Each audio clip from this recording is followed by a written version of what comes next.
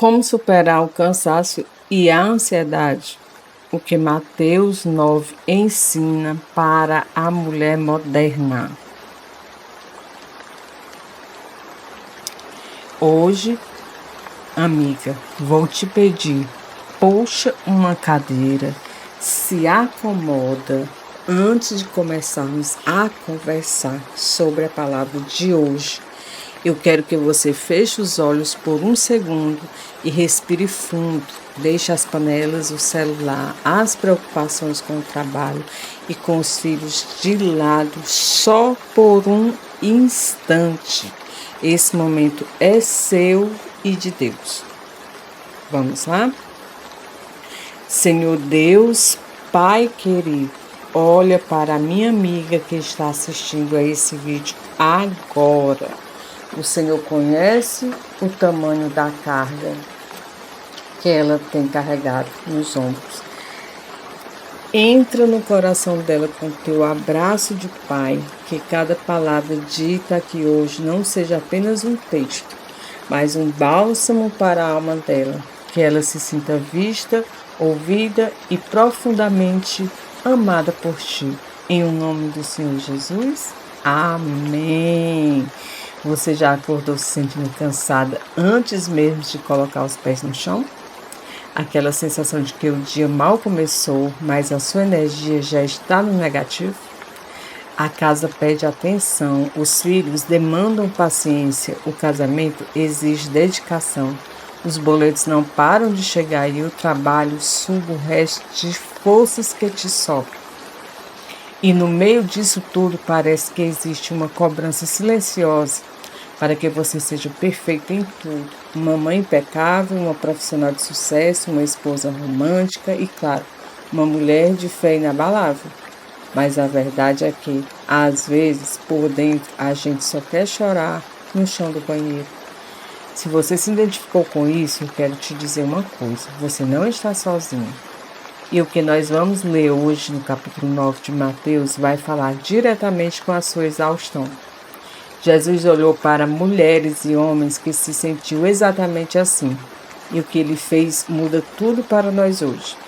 Fica comigo até o final, porque ele tem uma palavra de alívio para o teu coração. O capítulo 9 de Mateus começa com Jesus voltando para a sua própria cidade. E logo de cara trazem até ele um homem paralítico deitado numa maca. O que me chama a atenção aqui não é apenas a paralisia física, mas o fato de que aquele homem dependia totalmente dos outros para chegar até Jesus. Às vezes, amiga, a nossa alma fica paralítica. A ansiedade ou a depressão nos travam de tal forma que a gente não consegue nem clamar.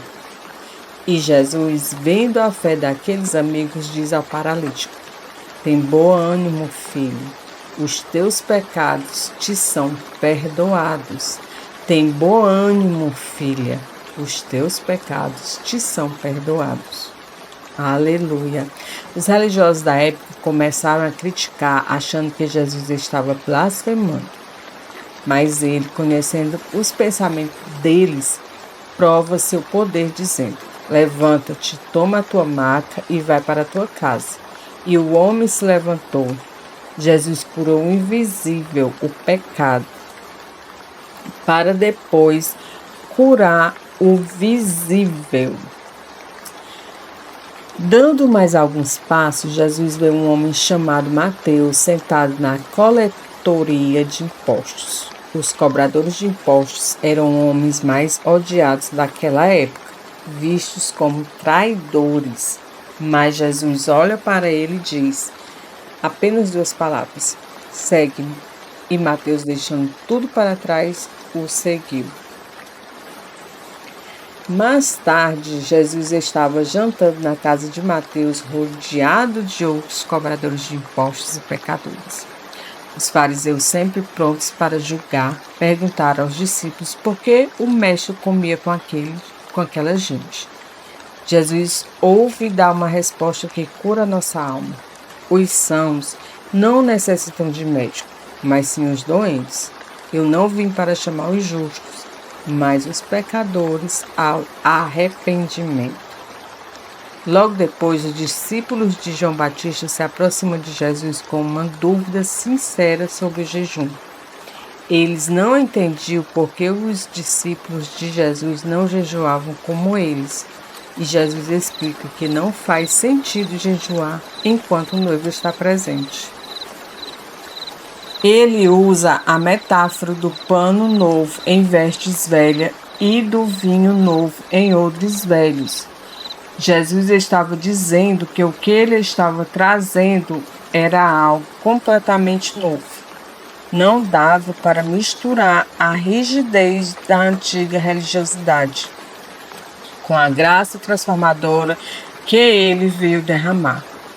Enquanto ele ainda falava, um chefe da sinagoga chega correndo, desesperado, se prostra diante de Jesus e diz: "Minha filha faleceu agora mesmo, mas vem, impõe a tua mão e ela viverá." Jesus, com toda a sua compaixão, se levanta e o segue.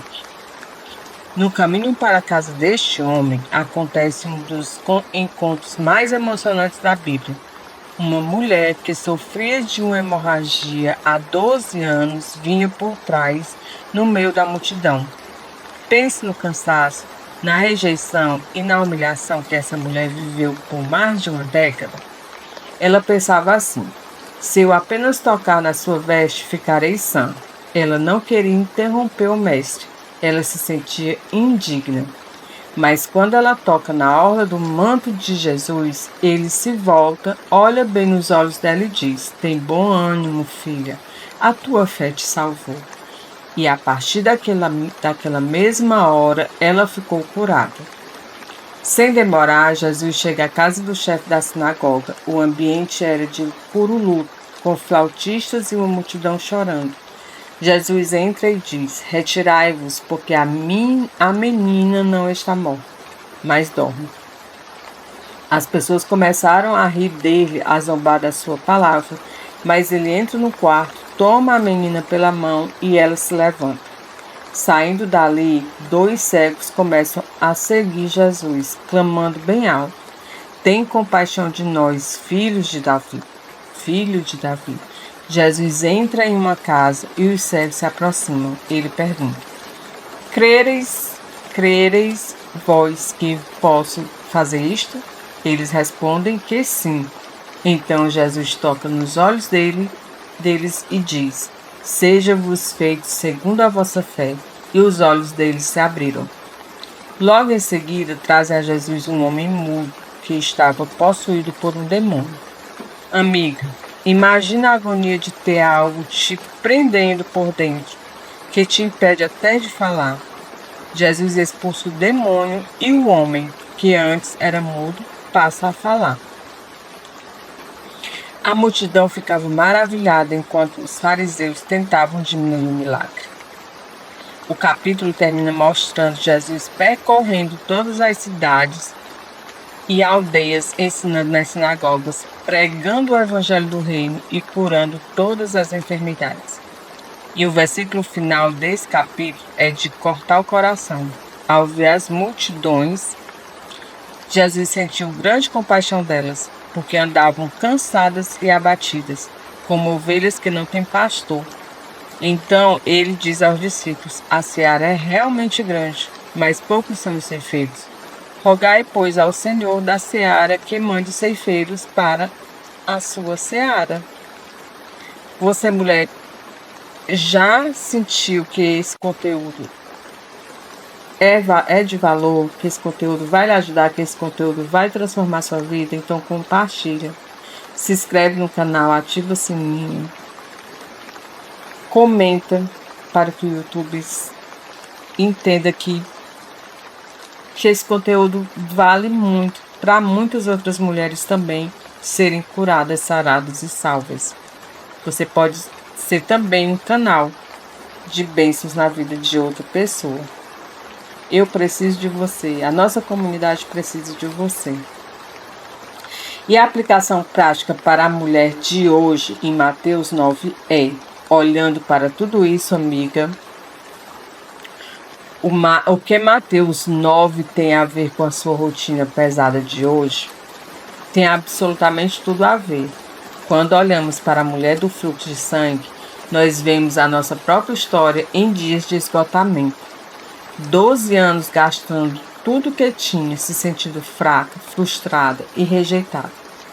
Quantas vezes você não se sente assim no seu casamento ou na criação dos seus filhos? Você tenta de tudo, gasta as suas energias, mas parece que o problema continua lá, sangrando a sua alegria. Você se sente culpada por não dar conta de tudo, e a ansiedade sussurra que você está falhando. Mas veja bem, aquela mulher não esperou estar forte para ir até Jesus. Ela foi exatamente como estava, fraca, trêmula e desgastada. E Jesus não a repreendeu. Ele a chamou de filha. Ele acolheu a dor dela antes de curar o corpo. Hoje, ele te diz o mesmo. Venha como está. Não espere a sua vida estar perfeita para buscar a Deus. Aleluia. E quando pensamos no chefe da sinagoga que viu sua filha morrer, ele recebeu a pior notícia que um pai poderia receber. A situação parecia irreversível. Talvez você esteja olhando para o seu casamento e pensando, já morreu. Ou para o futuro do seu filho, ou para a sua carreira profissional. E a sua sensação é de que não tem mais jeito. Mas Jesus entra nos cenários onde a morte e o desespero parecem ter a última palavra e diz, apenas durma. O que para o mundo é o fim, para Jesus é apenas o começo de um milagre. Não enterre os seus sonhos antes de entregá-los nas mãos daquele que tem o poder de ressuscitar o que parecia perdido. Sabe aquela culpa que você sente por não conseguir dar conta de casa limpa, do trabalho em dia e ainda ter tempo de qualidade com Deus? Lembre-se de Mateus, o cobrador de impostos. Jesus não o chamou porque ele era santo ou perfeito. Jesus o chamou no meio do seu local de trabalho, com todo o seu histórico imperfeito. Jesus é o médico que veio para os doentes. Ele não espera que você seja uma supermulher. Ele quer o seu coração sincero. Quando você estiver lavando a louça, cansado, converse com ele. Essa é a oração que ele deseja ouvir. A espiritualidade real acontece no meio da nossa rotina simples. Por fim, guarde a imagem do final desse capítulo. Jesus olhando para a multidão cansada e aflita e sentindo compaixão. Ele não olha para o seu cansaço com julgamento. Ele não diz, se esforce mais. Ele olha para você com ternura. Ele sabe exatamente o peso que você carrega e quer ser o teu pastor. Ele quer te dar o descanso que o mundo não pode oferecer. Aleluia, glória a Deus. Pois é, irmã, minha irmã, entenda esse capítulo 9. Ele traz muitas coisas para a nossa vida. E se você já gostou, compartilha, se inscreve, comenta. E nós estamos aqui para estar junto com você. Se você quer oração, alguém precisa de oração, comenta que nós vamos orar. Uns orando pelos outros, para a glória de Deus. Vamos orar? Senhor, nós estamos aqui diante de Ti, tocando na orla das Tuas vestes através desta palavra. Tu conheces cada lágrima que caiu no travesseiro na noite passada. Tu conheces a ansiedade que aperta o peito dessa mulher em relação ao amanhã, aos filhos, às finanças e à saúde. Em nome de Jesus, eu repreendo todo espírito de desespero, de incapacidade e de culpa que tenta escravizar a mente da minha amiga. Que a tua voz, que acalma a tempestade e ressuscita os mortos, ecoe no coração dela agora, trazendo uma paz que excede todo o entendimento. Dá a ela forças para caminhar nessa semana, renova a saúde dela, renova a alegria dentro do lar dela, que ela sinta o teu abraço de paz sustentando cada passo. Nós cremos no teu poder de transformar o caos em milagre. Nós cremos, Senhor, nós cremos, meu Deus, em nome do Senhor Jesus. Amém, glória a Deus. Amém, glória a Deus. Amiga, se essa palavra falou ao seu coração e trouxe um pouquinho de paz para o seu dia, não guarde isso só para você. Deixe aqui nos comentários qual parte de Mateus 9 falou mais forte com o momento que você está vivendo hoje. Eu faço questão de ler e responder cada um dos comentários. Aproveita também para se inscrever aqui no canal, se você quer continuar recebendo esses momentos de pausa e cuidado com a alma, e clica no gostei para que esse vídeo chegue a outras mulheres que também estão precisando de colo e direção. Compartilha no grupo das amigas ou da família. Às vezes, alguém que você ama só precisa ouvir que Jesus tem compaixão dela hoje. Fica com Deus. Um beijo no seu coração e até o próximo vídeo. Mas nós vamos ainda ler Mateus 9 completo. Fica aí. Vamos ler Mateus 9. E entrando no barco, passou para o outro lado e chegou à sua cidade. E eis que lhe trouxeram um paralítico deitado numa cama. Verso 2. E Jesus, vendo a fé deles, disse ao paralítico: Filho, tem bom ânimo, perdoados te são os teus pecados. 3. E eis que alguns dos escribas diziam entre si: Ele blasfema. 4. Mas Jesus, conhecendo os seus pensamentos, disse: Por que pensais mal em vossos corações? 5. Pois qual é mais fácil dizer: Perdoados te são os teus pecados, ou dizer: Levanta-te e anda? 6. Ora, para que saibais que o Filho do Homem tem na terra autoridade para perdoar pecados, disse então ao paralítico: Levanta-te, toma a tua cama e vai para a tua casa. 7. E levantando-se foi para a sua casa. 8. E a multidão, vendo isto, maravilhou-se e glorificou a Deus, que dera tal autoridade aos homens. 9. E Jesus, passando adiante dali, viu assentado na alfândega um homem chamado Mateus, e disse-lhe: Segue-me. E ele levantando-se, o seguiu. 10. E aconteceu que, estando ele em casa, sentado à mesa, chegaram muitos publicanos e pecadores, e sentaram-se juntamente com Jesus e seus discípulos. 11. E os fariseus, vendo isto, disseram aos seus discípulos: Por que come o vosso mestre com os publicanos e pecadores? 12. Jesus, porém, ouvindo, disse-lhe: Não necessitam de médico os sãos, mas sim os doentes. 13. Ide, porém, e aprendei o que significa: misericórdia quero e não sacrifício, porque eu não vim a chamar os justos, mas os pecadores a arrependimento. 14. Então chegaram ao pé dele os discípulos de João, dizendo: Por que jejuamos nós e os fariseus muitas vezes, e os teus discípulos não jejuam? 15.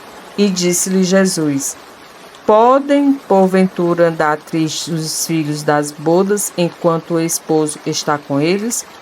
Dias, porém, virão em que lhes será tirado o esposo, então jejuarão. 16.